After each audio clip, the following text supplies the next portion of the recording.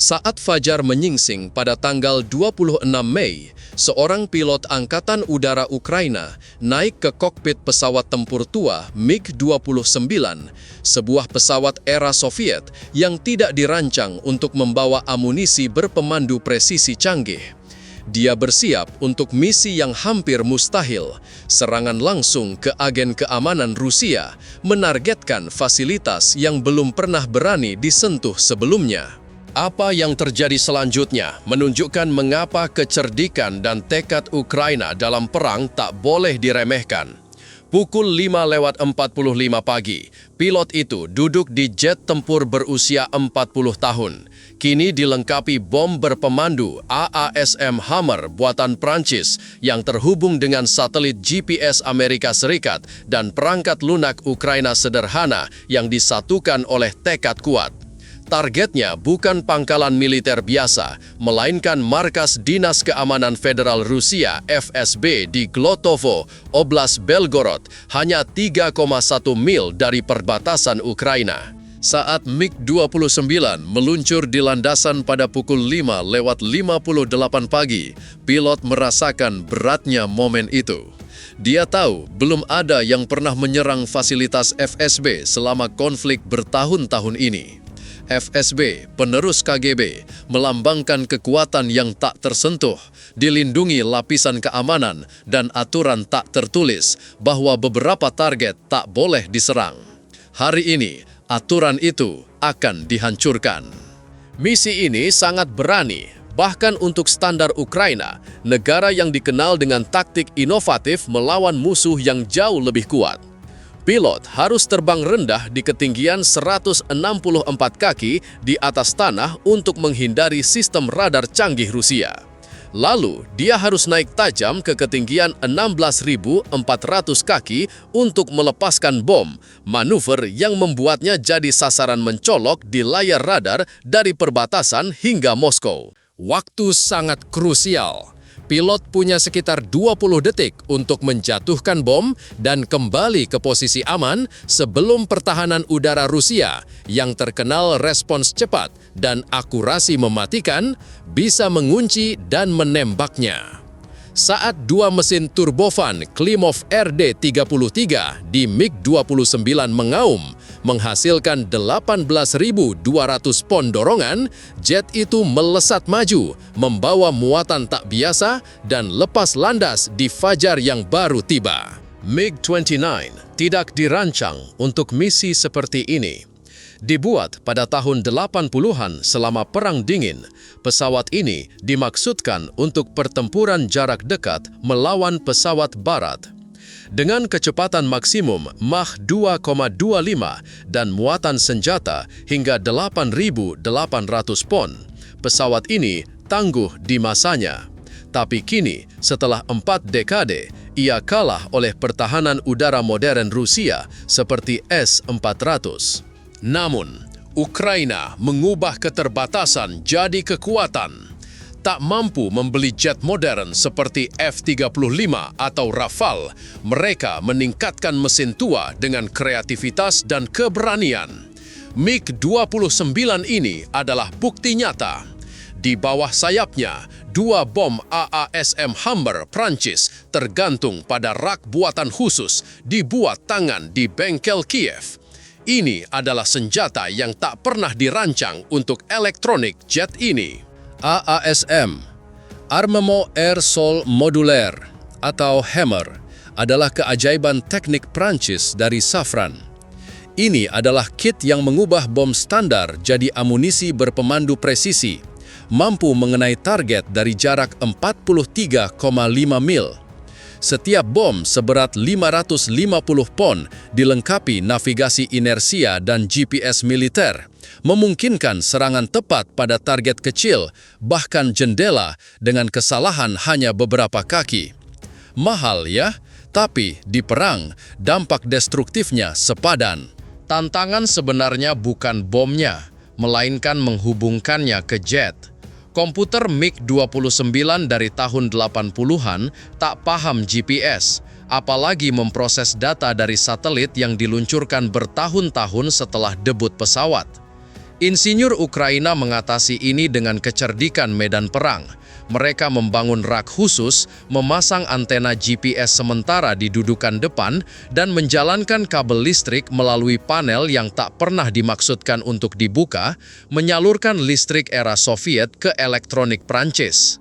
Puncak kecerdikan ini, sebuah iPad, ya, iPad biasa, dipasang di dashboard kokpit. Perangkat sipil ini menjalankan perangkat lunak yang menerjemahkan data posisi modern ke format yang bisa diproses bom ASM. Solusi darurat, tapi efektif, siap diuji dalam misi paling sensitif Ukraina. Pukul 6:15 pagi, MiG-29 melesat melintasi pedesaan Ukraina di ketinggian 164 kaki, cukup rendah hingga knalpot mesin membengkokkan ladang gandum dan mengusir burung. Terbang serendah ini melelahkan, menuntut fokus absolut saat pilot terus menyesuaikan stick dan pedal untuk menghindari kabel listrik, menara seluler, dan rumah-rumah di jalur penerbangan. Tapi ini satu-satunya cara untuk jadi hantu bagi jaringan radar perbatasan Rusia yang padat. Sistem S-400 Triumph Rusia, kebanggaan mereka, dikerahkan di Belgorod dan sekitarnya. Mampu melacak dan menyerang target hingga 248 mil, S-400 mematikan jika melihatnya. Radar 92N6 Gravestone bisa melacak 300 target sekaligus, dari jet hingga misil balistik, membuat penerbangan ini jadi permainan berisiko tinggi antara teknologi dan taktik. Lengkungan bumi adalah sekutu terbesar pilot. Di ketinggian 164 kaki, garis pandang radar S-400 terbatas pada sekitar 15,5 mil karena efek cakrawala.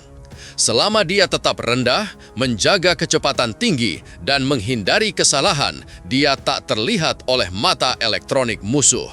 Tapi invisibilitas itu akan berakhir pada saat kritis. Pukul 6:22 pagi, pilot mencapai titik jalan yang diprogram dan menarik stick. MiG-29 merespon seketika, hidungnya menukik naik pada sudut 45 derajat.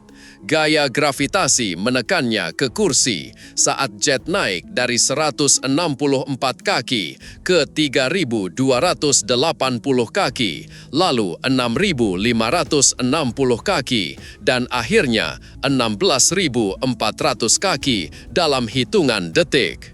Altimeter berputar kencang saat sistem peringatan radar kokpit berbunyi kacau.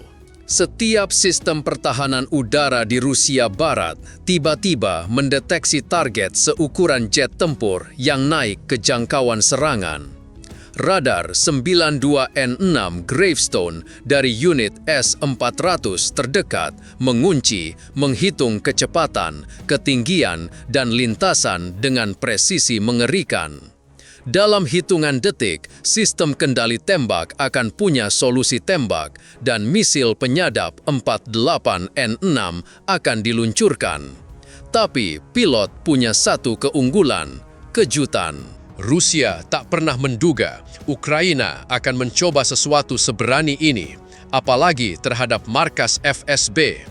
Protokol respons mereka dirancang untuk serangan konvensional, serangan udara massal, atau misil jelajah ketinggian tinggi.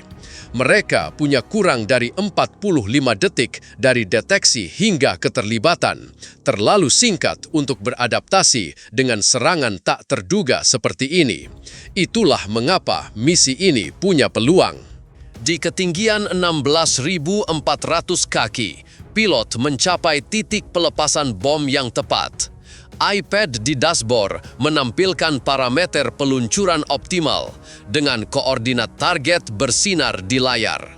Jempolnya menemukan tombol pelepas senjata dan sejenak waktu seolah membeku.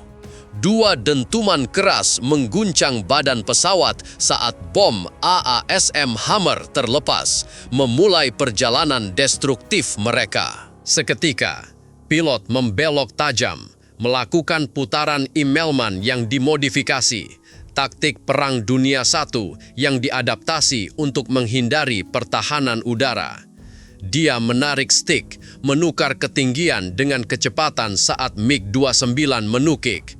Manuver ini tak hanya memutus kuncian radar, tapi juga mengurangi risiko dari misil penyadap yang dirancang untuk target stabil di ketinggian tinggi. Di belakangnya, 2 bom AASM Hammer melesat menuju target dengan kecepatan mendekati supersonik. Motor roket padat mereka menyala pasca pelepasan, mendorong bom mengikuti lengkungan balistik menuju markas FSB di Glotovo. Penerima GPS di bom terkunci pada satelit Amerika Serikat 12.427 mil di atas, sementara sistem navigasi inersia membuat ratusan penyesuaian kecil per detik untuk mengenai koordinat yang diprogram. Target bom bukan gudang amunisi atau depot militer biasa. Markas FSB di Glotovo, hanya 3,1 mil dari perbatasan Ukraina, adalah simbol kekuatan Rusia. Pernah terkait dengan Presiden Vladimir Putin, FSB, pewaris KGB, telah melancarkan kampanye intelijen dan sabotase terhadap Ukraina selama puluhan tahun. Menyerangnya bukan hanya pukulan militer, tapi juga pernyataan politik yang berani. Teknik lempar bom TOS yang digunakan pilot adalah peninggalan Perang Dingin. Dikembangkan untuk pembom bersenjata nuklir agar melepaskan bom gravitasi tanpa melintas di atas target. Fisikanya sederhana. Naik tajam, lepaskan bom pada lengkungan ke atas, dan mundur saat momentum membawa muatan ke target. Sederhana secara teori, tapi gila melawan pertahanan modern seperti S-400 menuntut keterampilan tepat dari pilot. Respons Rusia cepat, tapi sia-sia.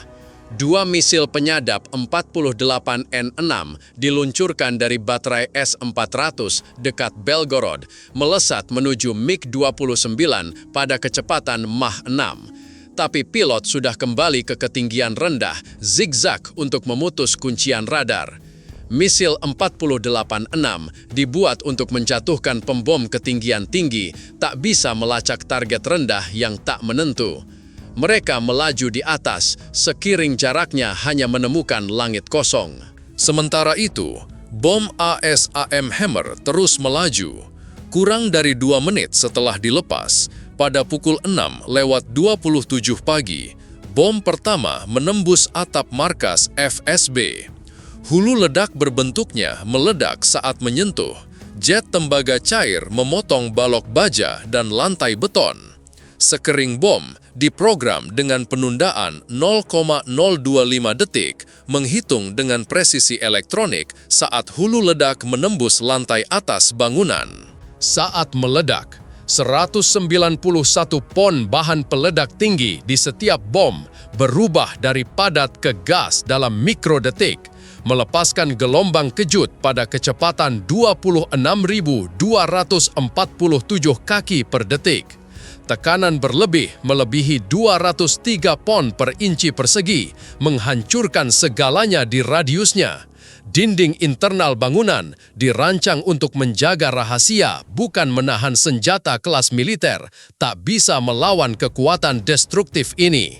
Efek tekanan pantulan memperbesar kehancuran. Gelombang kejut memantul dari dinding dan lantai yang masih utuh, menggandakan atau melipat gandakan kekuatan destruktifnya.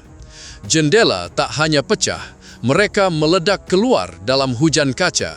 Dengan pecahan ditemukan tertancap di bangunan 984 kaki jauhnya.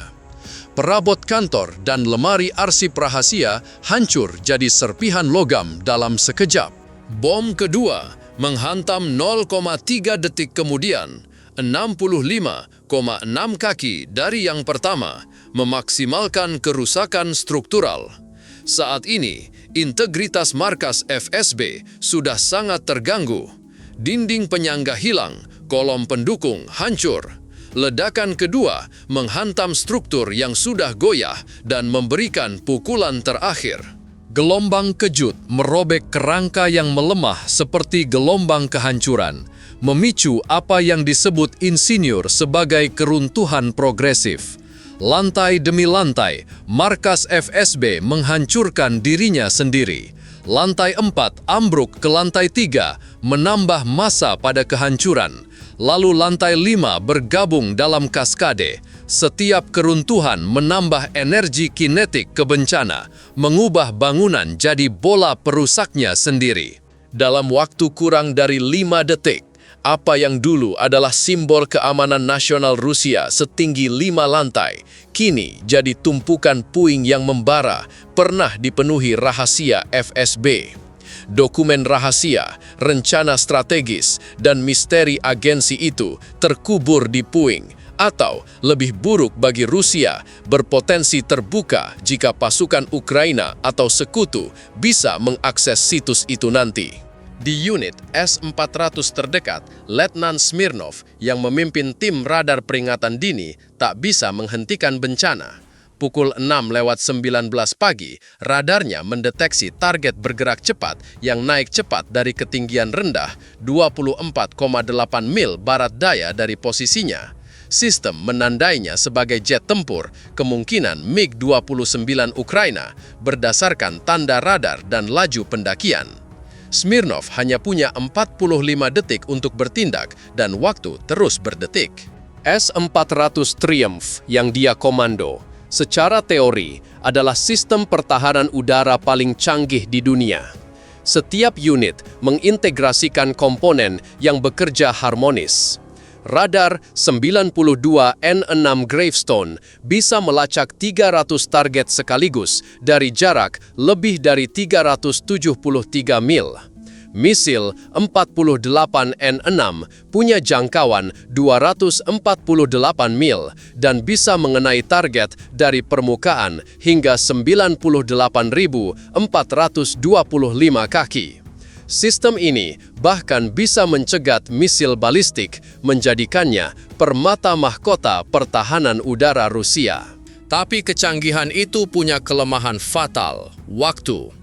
S-400 butuh hampir 10 detik dari deteksi hingga keterlibatan untuk target pop-up ketinggian rendah. Pertama, radar pencari harus mendeteksi dan mengklasifikasi ancaman. Lalu, radar kendali tembak perlu mengunci dan menghitung solusi tembak. Misil itu sendiri butuh 3 detik dari perintah peluncuran hingga lepas landas, ditambah waktu perjalanan ke target. Untuk pembom ketinggian tinggi atau misil jelajah yang mudah diprediksi, ini bekerja sempurna. Melawan jet yang melakukan manuver TOS seperti MiG-29 Ukraina, waktu responsnya terlalu lambat. S-400 dioptimalkan untuk pesawat dan misil, bukan bom berpemandu kecil dengan lintasan tak terduga. Misil 48N6 adalah senjata besar untuk menjatuhkan pembom, tak ideal untuk amunisi presisi. Ini seperti memukul lalat dengan palu godam, dan di sini lalat itu kabur sebelum palu mengenai. Pukul 6:26 detik, 45 pagi, 2 misil 48N6 diluncurkan, melesat menuju bom AASM Hammer pada kecepatan Mach 6. Tapi sudutnya salah. Bom-bom itu menukik hampir vertikal, menampilkan penampang radar minimal. Probabilitas intercept komputer kendali tembak turun dari 85% ke 12% karena misil kesulitan melacak target yang menukik. Mereka lewat 656 kaki dari bom, cukup dekat untuk sekering jarak memicu di kondisi normal. Tapi kecepatan terminal dan penyelaman curam bom menempatkannya di luar jangkauan.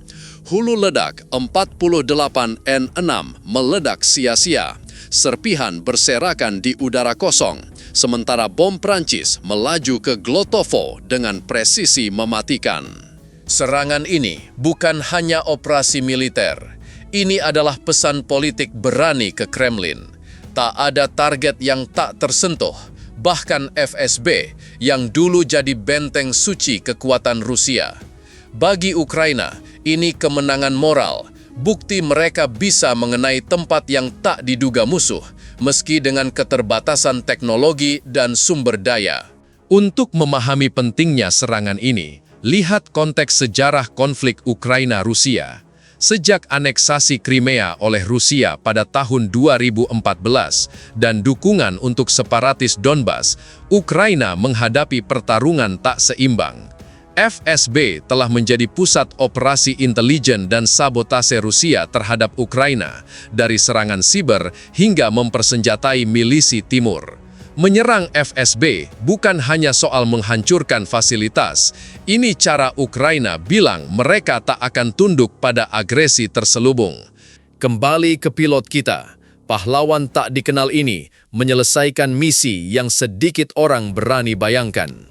Saat dia menukik kembali ke ketinggian rendah setelah melepaskan bom, jantungnya berdegup kencang.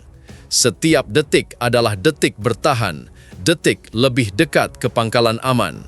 Kokpit MiG-29 bergetar di aliran udara berkecepatan tinggi, hanya puluhan kaki di atas tanah, tapi dia tak boleh kehilangan fokus. Satu kesalahan bisa berarti menabrak rintangan atau terdeteksi radar lagi. Di pangkalan Angkatan Udara Ukraina, komandan dan teknisi memantau misi lewat sinyal radio samar. Mereka tak tahu apakah pilot berhasil atau selamat. Setiap menit penuh ketegangan saat mereka menanti konfirmasi bahwa bom mengenai dan pilot kembali. Ini bukan hanya operasi militer, tapi ujian kecerdikan dan keberanian sebuah bangsa. Secara teknologi, AASM Hammer mewakili lompatan dalam senjata presisi. Dikembangkan sejak tahun 2000 oleh Safran, Prancis, AASM adalah kit yang meningkatkan bom standar jadi amunisi berpemandu sangat akurat. Setiap bom punya 3 komponen kunci, bagian hidung dengan penerima GPS militer dan giro laser, bagian tengah dengan motor roket padat untuk jangkauan ekstra, dan ekor dengan permukaan kendali untuk panduan terminal. Hidung AASM adalah jantung sistem panduan. Penerima GPS militernya terhubung ke satelit 12.427 mil di atas, memberikan koordinat real-time. Tapi Prancis, belajar dari pengalaman AS di Irak dan Afghanistan, tahu jamming GPS biasa di konflik modern. Jadi, mereka tambahkan navigasi inersia, mampu memandu bom dalam jarak 33 kaki dari target hanya dengan memori posisi dan hukum gerak, meski sinyal satelit hilang. Bagian tengah AASM punya motor roket padat, menjadikannya misil hibrida.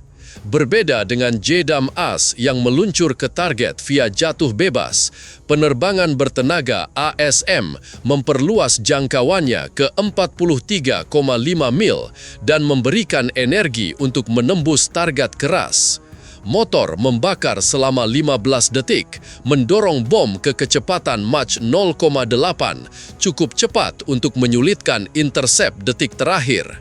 Ekor bom punya permukaan kendali canggih, menyesuaikan 50 kali per detik. Dipasangkan dengan sistem panduan, mereka memungkinkan jalur penerbangan kompleks, bahkan melingkar untuk mengenai target dari sudut tak terduga. Untuk markas FSB, bom diprogram menukik hampir vertikal melalui atap, memaksimalkan kehancuran internal. Tapi teknologi canggih ini tak berguna tanpa kecerdikan Ukraina. Mengintegrasikan AASM ke MiG-29 adalah prestasi teknis, menyatukan perangkat keras dan lunak yang tak kompatibel. iPad dengan perangkat lunak konversi datanya menjembatani jurang teknologi puluhan tahun. Misi ini lebih dari kemenangan teknologi. Ini adalah kemenangan semangat. Pilot Ukraina, didukung teknisi dan komandan, menunjukkan bahwa bahkan dengan sumber daya terbatas, mereka bisa melancarkan serangan kejutan ke target paling terfortifikasi Rusia. Ini pengingat bahwa di perang, kreativitas dan tekad bisa mengatasi kesenjangan militer. Respon Rusia kemungkinan akan sengit. Mereka mungkin memperkuat pertahanan di fasilitas FSB dan situs strategis lain, mengerahkan lebih banyak sistem S-400 dan unit pertahanan udara untuk mencegah serangan mendatang. Tapi pesan Ukraina jelas, tak ada tempat yang aman, tak ada target yang tak tersentuh. Meski serangan taktis ini punya bobot strategis, mengguncang kepercayaan Rusia pada kebalnya struktur kekuatan mereka. Bagi pilot, kembali ke pangkalan bukan akhir. Dia akan menghadapi lebih banyak misi, lebih banyak tantangan, di perang di mana setiap hari adalah perjuangan untuk bertahan. Tapi untuk saat ini, dia telah mengukir namanya dalam sejarah perang modern dengan keberanian dan keterampilan yang tak terbantahkan. Saatnya menutup. Kami harap cerita ini memberi wawasan tentang kreativitas dan keberanian Ukraina dalam perjuangan mereka untuk kebebasan. Jika kamu merasa terinspirasi, bagikan dengan teman dan tulis pendapatmu di bawah. Apa pendapatmu tentang misi berani ini? Bisakah Ukraina terus melakukan kejutan seperti ini? Nantikan cerita menarik lainnya tentang teknologi militer mutakhir dan kabar terbaru dari medan perang Ukraina. Kami akan terus menyajikan analisis mendalam dan kisah inspiratif dari konflik ini. Terima kasih sudah membaca dan sampai jumpa besok.